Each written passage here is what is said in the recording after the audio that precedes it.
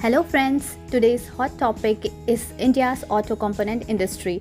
This sector is very important for fostering India's macroeconomic growth and employment, contributing to 2.3% of India's GDP.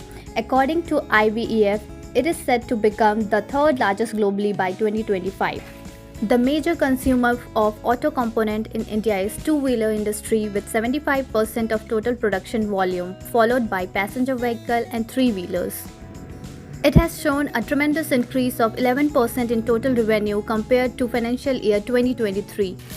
It is expected to grow at 7% in financial year 2025, returning to pre-COVID level revenue figures. We can see the dip in revenue growth, however, operating margins are expected to grow 50 to 100 bps, showing growth levels of approximately 12%.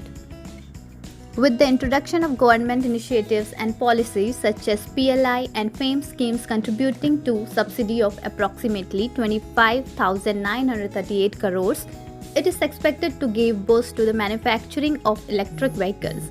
As per the government plans of electrification of 25% of the current automobile fleet, thereafter increase in the consumption of auto ancillaries and hence the revenue growth.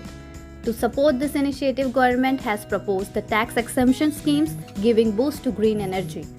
Here are few companies dealing with auto ancillary industry which have shown promising returns in the past few months and are expected to continue this trend in future.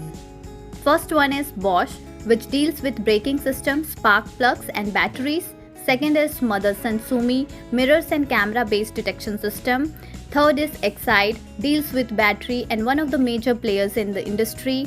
Fourth is Jamna Auto Industry, which deals with leaf springs and air suspension systems. Fifth is Uno Minda, which deals with all types of auto ancillaries.